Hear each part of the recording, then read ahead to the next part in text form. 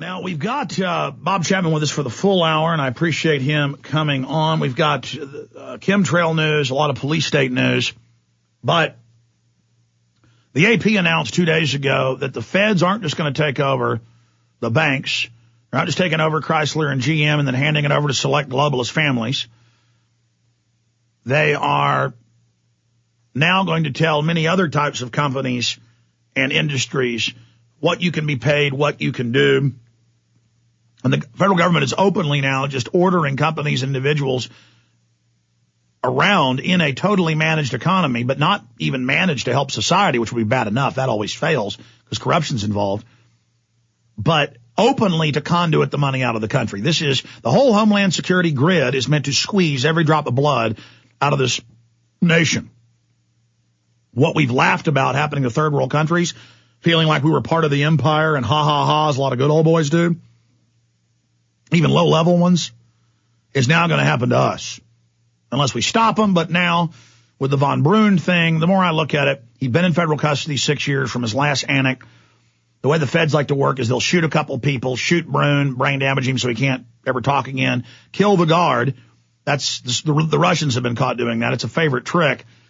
Because it came right on time when the Federal Reserve is about to be audited. And I just read these internal emails out of federal courts about Vioxx saying, the owners of Vioxx saying, go out and liquidate, kill, seek and destroy doctors and people that criticize them. So this is how big corporations act. I wanted to get Bob Chapman's take on that and then the economy. But, Bob, good to have you here with us.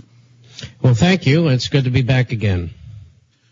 Bob, we got about a minute, but my point there about Von Brunn, I want to come back and talk more about this, but what do you see happening there? Do you smell a big, fat, gigantic, stinking rat? Well, I think there's a good chance of it. We're not on the inside, so we don't know for sure, but it's like everything else, we have to back into it. And in so doing, we have to hope that our appraisal of what went on is correct. So we'll just have to wait and see, but that's a good possibility. This business with the 1207, which is the Ron Paul bill, is become enormously powerful. I know you're up to date on it. But I want you to fill us in with your angle on it. I mean, do we realize the success we're having? We sure do. We have to believe in ourselves to be winners. Stay with us, Bob Chapman. Let's break that down right now and how you see the enemy coming after us.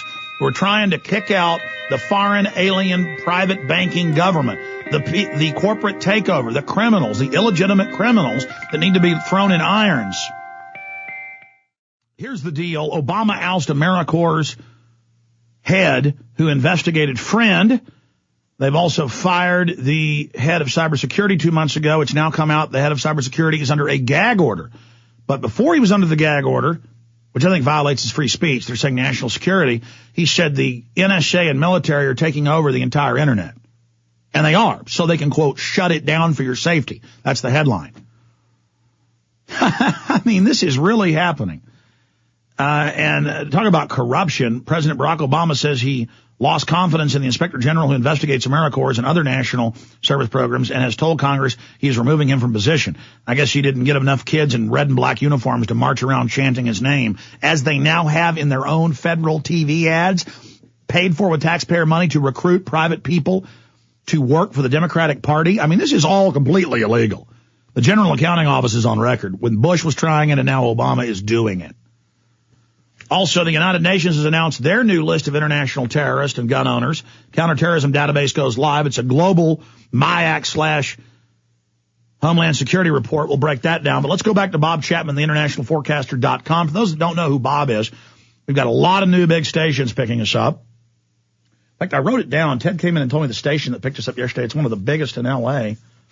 And then everybody was marveling here in the office because Cindy Sheehan used to live there and knows the station. KRLA 870. It's picking up the Sunday show for starters.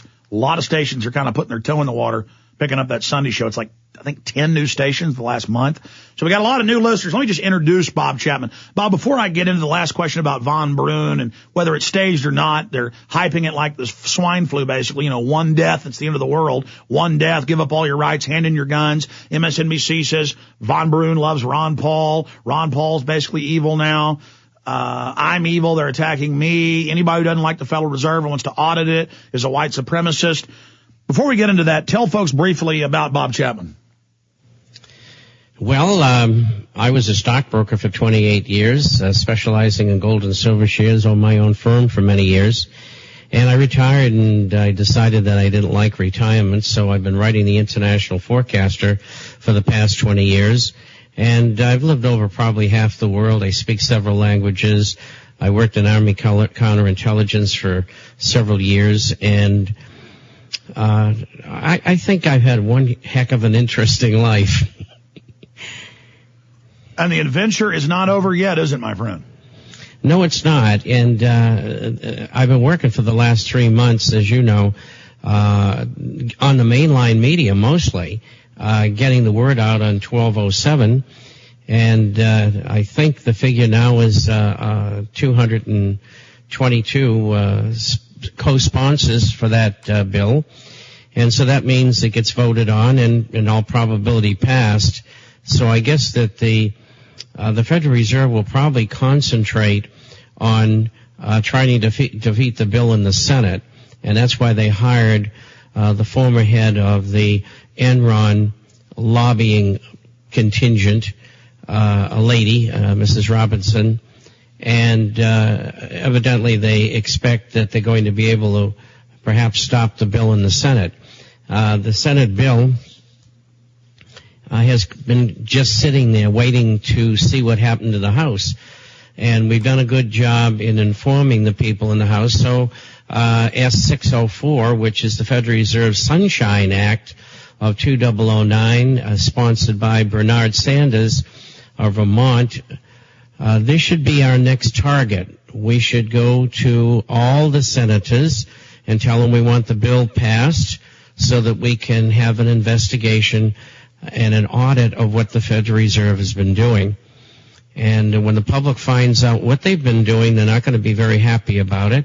Plus, their obvious failures. I saw Larry Summers this morning on CNBC telling us, well, these kind of things are normal and to be expected. But we have to remember that the Federal Reserve was created to do away with all these things starting in 1913.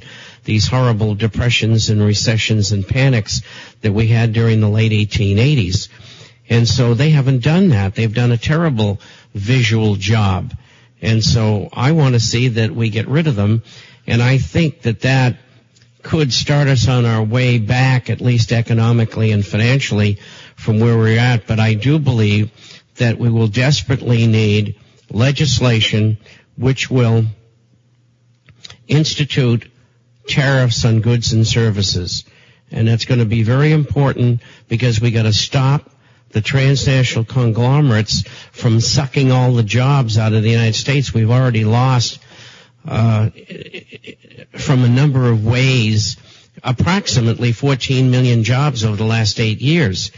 And about 6 million of them can be directly attributed to free trade, globalization, offshoring, and outsourcing. And Bob, the facts are in. For those that go, oh, this isn't free market. Ladies and gentlemen, the globalists aren't free market. They admit it's not meant to have a good, vibrant economy. Everything is to consolidate power in their hands, and that's what they've set up with tax incentives to move overseas, then all these environmental rules and taxes on companies that stay here so they can't stay in business, and regulations on mining and timber and everything else. It is designed as a form of mercantilism. For those that don't know, under the old French system adopted by the British of mercantilism, they would only allow their holdings or their colonial slave empires to develop raw materials, and then they would take back goods to the mother country that they controlled to have the value-added goods or durable goods or manufactured items, and they stated on record, in their parliaments and in their palaces, this is all part of history for those that don't know, and Bob, I'd like you to speak to this, that it was done to keep control over the slave grids. Well, now this mercantilism, they move the factories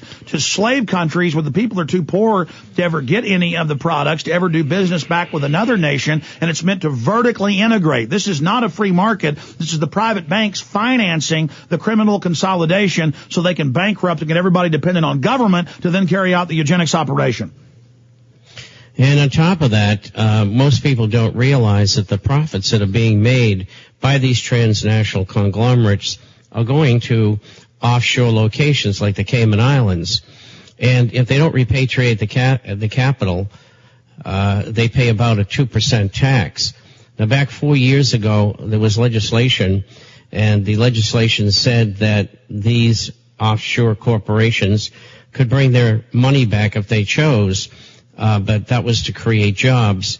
Well, they got the legislation. Jobs were never created.